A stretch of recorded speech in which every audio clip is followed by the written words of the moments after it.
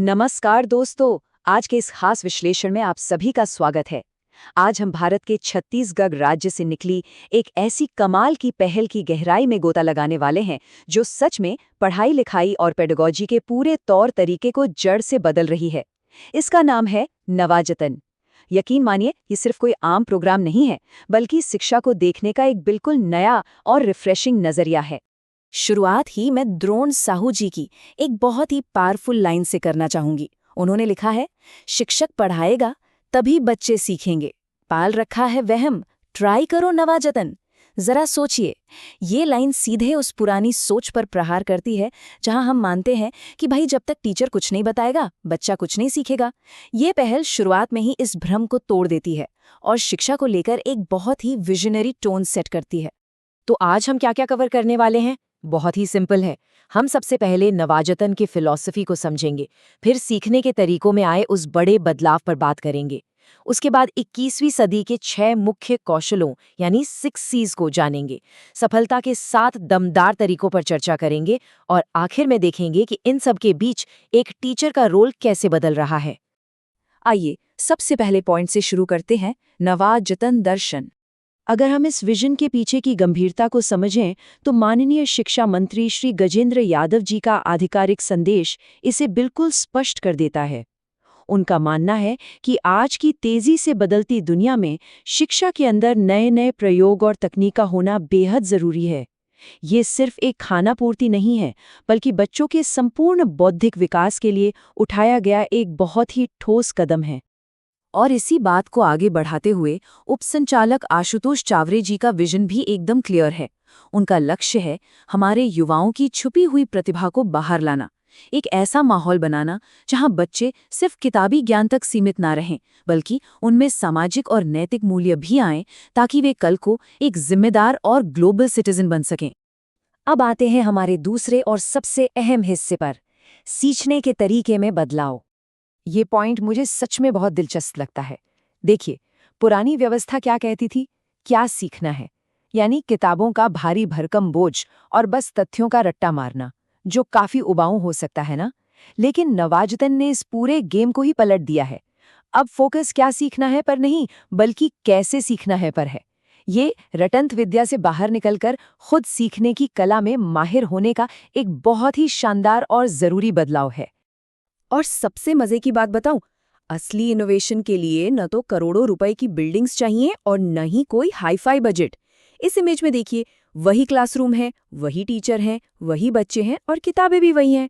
कोई एक्स्ट्रा खर्चा नहीं। बदली है तो सिर्फ पेडागोजी यानी पढ़ाने की शैली, और लक्ष्य 100% बच्चों का सीखना। सच कहूं तो ये अपने आप में एक बहुत ही क्रांतिकारी अप्रोच है। चलिए अब बात करते हैं भाग 3 की, 6 मुख्य कौशल, या जिन्हें 6 C's कहा जाता है। ये 6 C's दरअसल 21वीं सदी की शिक्षा की मजबूत नींव हैं। ये हैं क्रिटिकल थिंकिंग यानी तार्किक सोच, क्रिएटिविटी या रचनात्मकता, कोलैबोरेशन मतलब मिलजुल कर काम करना, कम्युनिकेशन यानी अपनी बात को सही ढंग से रखना, कैरेक्टर मतलब एक मजबूत चरित्र बनाना, और आखिर में सिटीजनशिप यानी नागरिकता। अब आप खुद सोचिए, क्या रट्टा मारकर ये सब सीखा जा सकता है? बिल्कुल नहीं। ये वो प्रैक्टिकल स्किल्स हैं जो आज की असल दुनिया में सर्वाइव करने के लिए सबसे ज्यादा जरूरी हैं। अब सवाल उठता है कि ये सब होगा कैसे? तो आइए देखते हैं भाग 4, सफलता के 7 तरीके। इस फ्रेमवर्क के पहले 3 कदम बहुत ही प्रैक्टिकल है। पहला, बच्चों को खुद से सीखने के लिए इंस्पायर करना। दूसरा, उन्हें थोड़ी तेज गति से सीखने के लिए चैलेंज करना। और तीसरा, जो बहुत ही मजेदार है, विषय मित्र या गली मित्र बनाना। आसान भाषा में कहें तो पीयर लर्निंग। यहाँ बच्चे ग्रुप्स में एक दूसरे से सीखते और सिखाते हैं। इससे क्लास का माहौल एकदम जीवंत और इंटरैक्टिव हो जाता है।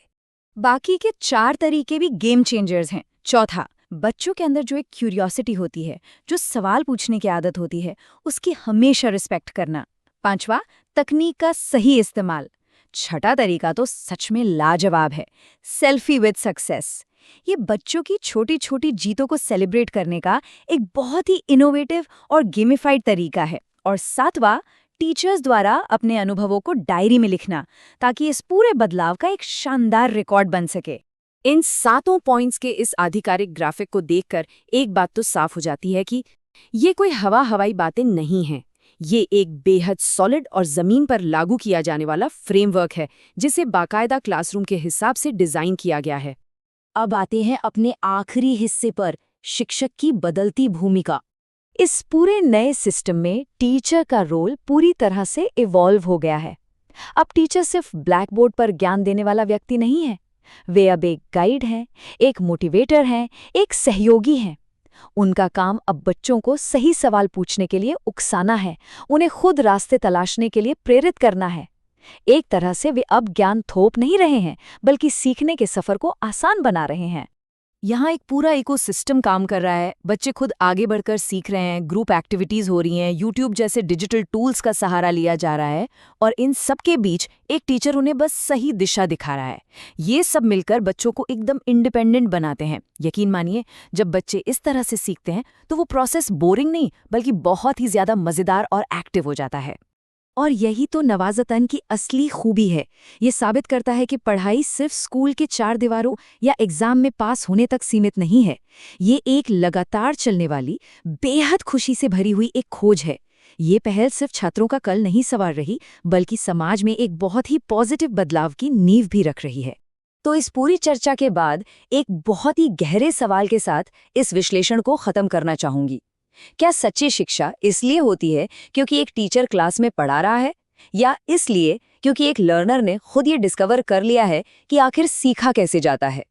नवाज़तन ने तो अपना रास्ता चुन लिया है, लेकिन जरा इमेजिन कीजिए, अगर ये मॉडल हर जगह लागू हो जाए तो हमारी आने वाली पीढ़ियां कितने सशक्त होंगी। ये निश्चित ही सोचने वाली बात है। आज के लिए बस इतना ही।